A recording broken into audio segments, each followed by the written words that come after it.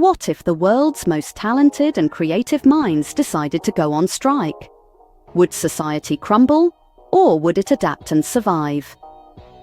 This thought-provoking question is the driving force behind Ayn Rand's compelling novel, Atlas Shrugged. Imagine a world where the innovators, the achievers, the entrepreneurs, those who carry the world on their shoulders, like Atlas from Greek mythology, decide to step back. They withdraw their brilliance, their creativity, their inventions and contributions. They refuse to continue being the pillars holding up society. What happens then? Does society crumble under the weight of its own mediocrity and dependence? Or does it find a way to adapt, to survive, to fill the void left by these titans of industry and thought? This scenario, as chilling as it may sound, is the premise of Atlas Shrugged. The answer to this question, the fate of a society without its brightest minds, forms the crux of Atlas Shrugged. Imagine a dystopian United States where society's productive members, its thinkers and innovators, are disappearing one by one. This is the chilling backdrop of Ayn Rand's Atlas Shrugged. In this dystopia, we meet our main characters, Dagny Taggart and Hank Rearden. Dagny is a determined businesswoman, the operating vice president of Taggart Transcontinental, a giant railroad company. She's a brilliant mind, a beacon of reason and productivity in a world that seems to be losing its grasp on both. Hank Rearden, on the other hand, is a self-made steel magnate. He's the embodiment of the innovative spirit, the kind of man who creates and builds, who pushes the boundaries of what's possible. He's the creator of Rearden Metal, an alloy stronger and lighter than any other. But in this world, his groundbreaking invention is met with skepticism and scorn, rather than admiration and respect.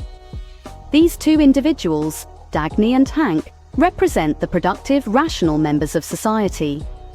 They stand in stark contrast to the collectivist government that dominates this dystopian reality. This government, driven by a misguided belief in the virtue of self-sacrifice and equality of outcome, stifles innovation and punishes success. As Dagny and Hank fight against the tide of collectivism, they encounter a mysterious figure who seems to be at the center of it all. This man, John Galt, is the embodiment of the novel's central philosophical question. Who is he? What role does he play in this crumbling society? The answers to these questions form the crux of the narrative. As society continues to collapse, our protagonists are left to unravel the mystery of these disappearances. They are left to confront the destructive ideology that led to this downfall. They are left to make a stand for reason, for productivity, for the right of every individual to live for their own sake, not for the sake of others. As society continues to collapse, our protagonists are left to unravel the mystery of these disappearances and confront the destructive ideology that led to this downfall. What if the people you relied on decided they've had enough? This is the pivot around which the plot of Atlas Shrugged swings.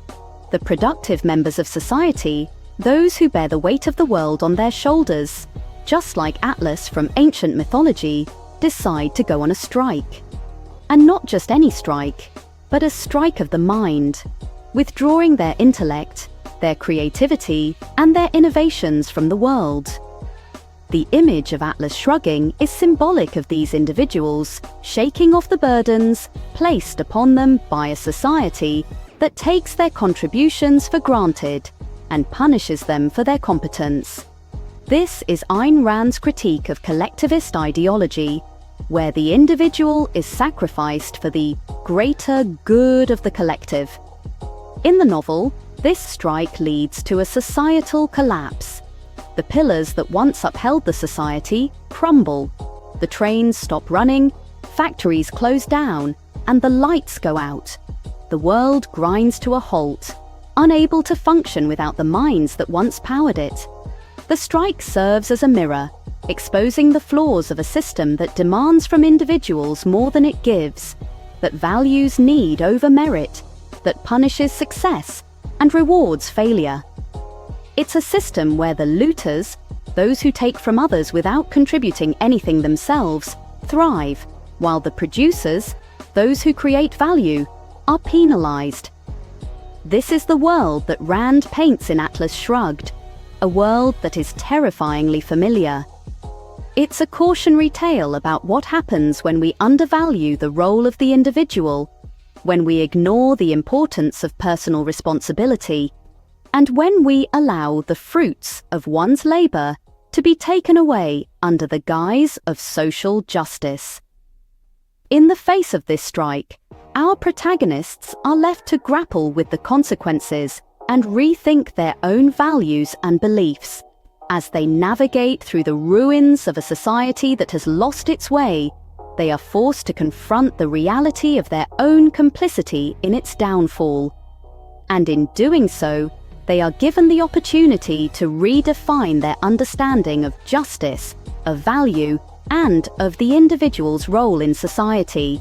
In a world on the brink of collapse, what does it take to build anew?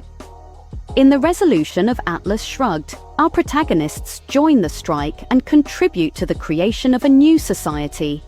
This society is not built on the shaky foundation of collectivism, but rather on the solid bedrock of individualism and capitalism.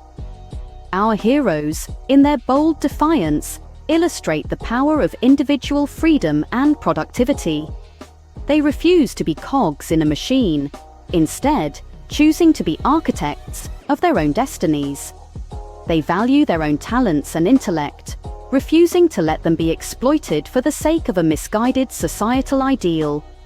In this new society, every individual has the freedom to pursue their own happiness and prosperity, unburdened by the weight of collectivist demands. They are free to create, to innovate, and to contribute to society on their own terms. In Atlas Shrugged, Rand presents a stark critique of collectivism and a powerful defense of individualism. Atlas Shrugged, then, is not just a story. It's a philosophical exploration. Let's revisit the key points. We started with the philosophical question: what happens when the movers and shakers of the world, those with the talent and creativity to shape our reality, decide they've had enough and go on strike? We journeyed through the novel's setting, a world on the brink of collapse, where the burden of keeping society afloat falls on the shoulders of a few exceptional individuals. We witness the strike, a radical act of defiance that shakes the very foundations of this world. And we saw the resolution, a new society born from the ashes of the old, where the value of the individual is recognized and celebrated. As we close this discussion, remember the question we started with. What if the world's most talented and creative minds decided to go on strike? How would society adapt? And more importantly, could it survive?